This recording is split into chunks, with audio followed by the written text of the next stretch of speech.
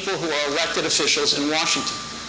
We, as private citizens, must recognize that the democracy of this country, that people fought so hard for and sacrificed so much for, is something that we must embrace and we must participate in. And whether or not we're voting for president this year or the next 4 years, it's the decisions we make every day. It's local politics, it's regional politics, and we must participate and we must vote. And we must get control of the direction of the country and not wait for Washington, not blame Washington, and recognize, as we launched today with this new original content, violates federal law, which says no city may prohibit or in any way restrict police from sending, receiving, or exchanging information with ICE. We asked Attorney General Loretta Lynch about the conflict. Sanctuary policy and others like them are illegal, forcing the DOJ to recently warn that sanctuary cities risk losing federal grant money if their cops are not allowed to cooperate with ICE. The top 10 sanctuary jurisdictions received $350 million in federal law enforcement grants in 2014. But despite the IG's legal finding, no one expects this administration to lead a crackdown that is likely up to the next president. In Los Angeles, William LaJeunesse, Fox News. A terrifying. Here are some of those highlights. There's thousands of people outside that can't get in. Fantastic. Way to go. Thank you, everybody. It is so great to be back in Florida, my second home. You know, it's my second home. Thank you. Thousands of people outside cannot get in. This is what's happening. It's a movement like they have never seen before. Decades of political failure and corruption will come swiftly to an end, and a new American future will begin November 8th.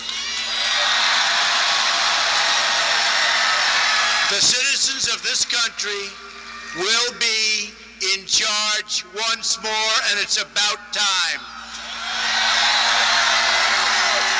The special interests have had their day. That chapter in our history is closing. We're going to bring back victory. We're going to bring back common sense.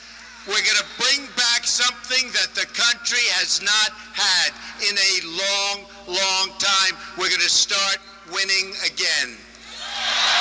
The history book is closing on the failed politicians of yesterday. A new chapter is beginning, and this chapter will be authored by you, the American people. Not me, you. This will be your time. You'll be running the show. This is a movement like they've never seen. The show is beginning. Hillary Clinton, and you can see that from those emails,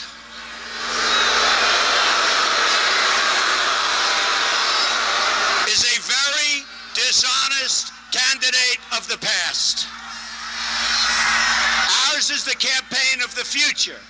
In this future, we're going to pursue new trade policies that put American workers first, and we're going to keep our jobs in our country.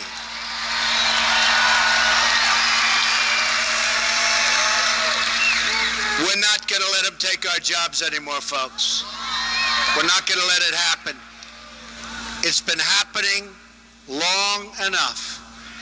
And the reason they don't do anything about it is because the special interests and the donors control our politicians, and they control Hillary Clinton. And it's never, ever going to happen. Take a look at New York State. When she was a senator from New York State, she campaigned by saying that she was going to bring jobs back to New York State. New York State is a disaster. Also this week, after whining about how the media is covering her campaign, Hillary Clinton actually held a press conference after, 280 days? Take a look. No conversation about our national security would be complete unless we acknowledge that the nominee on the other side promises to do things that will make us less safe. Every day that goes by, this just becomes more and more of a reality television show. It's not a serious presidential campaign. Here with reaction, Trump campaign senior advisor A.J. Delgado, Fox News contributor Mercedes Schlapp, and former Clinton pollster, Fox News contributor Doug Schoen. A.J., I start with you. It's interesting to watch that, you know, after Donald Trump goes to Baton Rouge and after Donald Trump has a pretty successful meeting with the Mexican president, and after he has a good value voter summit, and after he also has a great town hall, looks like Hillary Clinton can't hide any longer. Donald Trump's looking pretty presidential and a lot more energetic. Absolutely, and you know what I find remarkable about that clip is she calls him reckless and dangerous. Sean, can we take a look at her foreign policy for a minute? 4 prongs here. Iraq, Hillary was in favor of it, Donald Trump was against it. Check the Neil Cavuto interview from 2 months before the war. Syria, she wants us to establish a no-fly zone there. You know what the problem with that is, Sean? The Russians are already flying there, so that means military conflict, potential war with Russia. Libya, she involved us in that, taking down Gaddafi. Donald Trump at the time was critical of it. Check his social media tweets. Russia, while Trump is trying to be, and very much so, presidential, diplomatic, in extending the hand of not necessarily friendship, but engagement with a dialogue with Russia, just like Ronald Reagan did. These should be our allies in fighting ISIS. She wants us to have conflict with Russia. 4 reckless and dangerous positions on foreign policy. I thought she got killed. I mean, you know, oh, sorry, I made a mistake. I sent you to Iraq. Oops. We got to learn from it. 5,000 dead Americans. We got to learn from it. And nobody died in Libya. We got to learn from that, too. All right, let's look at some of the poll numbers. Trump has had a good month now. Hillary under one ethical cloud after another, and it continues. Here's some interesting polling number, Doug Schoen. Sure. If you look among Hispanics, African Americans, just look at Trump's number. 19%, the black community. He's doing outreach in Detroit. I thought his speech one of the best he ever gave. The Hispanic number is very strong. Yeah. If he gets up to the 90% number, 92% with Republicans, and he holds these numbers, he's the next president. That is true. The reason Hillary went out today, and I thought she did a good job today, she made it clear she disagrees with Trump about Putin, but the reason she's out is because she is sinking in the polls. I put that in my Wall Street Journal article. It's a fact. She has to get out. She can't hide. She started today. A good first step. But, Sean, this is a very close election. All right, 2 press conferences in a week. I mentioned the one earlier this week. Now I mentioned the one today. She's not exactly getting hard-hitting questions. Mercedes, we can look at Quinnipiac. All right, so it's 47-47 in Florida. No big surprise. In one poll, in the Quinnipiac poll, she's up 47-43, but he's up 3 in another poll, so it's dead even in North Carolina. 46-45 Trump in Ohio. Look, it's a 5-point race in Pennsylvania, 5-point race in Michigan, 3-point race in Wisconsin.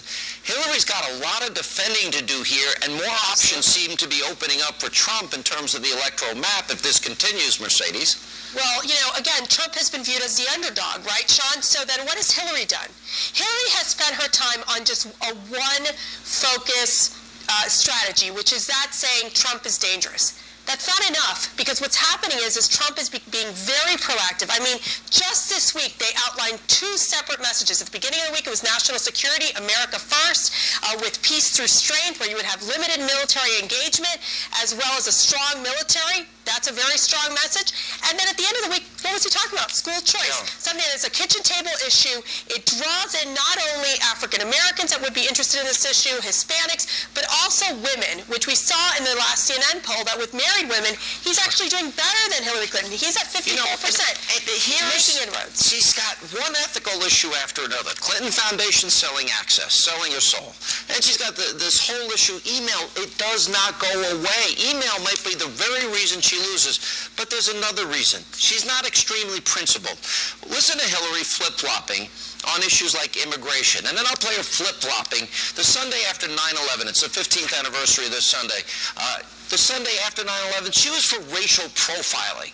So let's show Hillary Clinton and all of her flipping, flopping, flailing. She's like John Kerry voting for the $87 billion and then voting against it. Watch this. I do not think that it is either appropriate to give a driver's license to someone who is here undocumented. In 2007, you opposed giving driver's license to undocumented people. Why? Well, back then, it was a state-by-state determination, and I'm happy that most states have understood and moved in the right direction. Are you going to crack down on the sanctuary? No, I'm not, and I'll tell you why.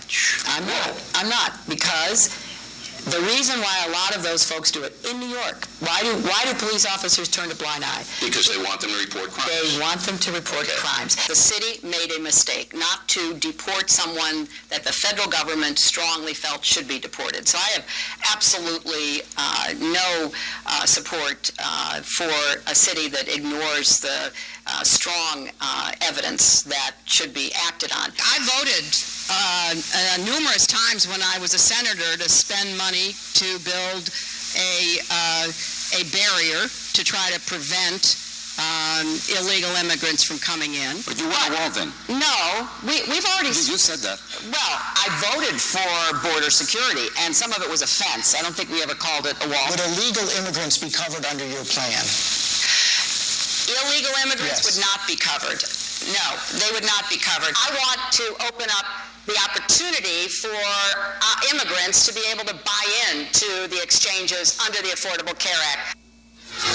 Everyone recognizes we have to tighten security. We have to do whatever it takes to keep our people safe.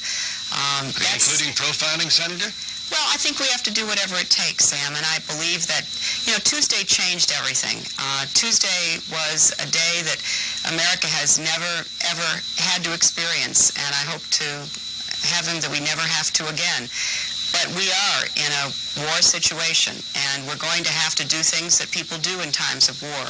She was wrong. She admitted. Now let's go through this. She admitted this week her vote to send kids to Iraq was wrong. Well, they died because of her decision. Now she was for profiling, Doug. She was for driver's licenses before she was against driver's licenses. For sanctuary cities against sanctuary cities. For the wall against the wall. Coverage for health care for illegals against coverage for health care. Then she said, I won't use the word illegal immigrants, even though she's used the word illegal immigrants. Does she have any core at all, or is it just all political expediency for her? I think what we're seeing Is there a core? She is playing politics now because she's got So she doesn't have a core. 3 states that matter. That's what matters to her. That's her core. Wisconsin.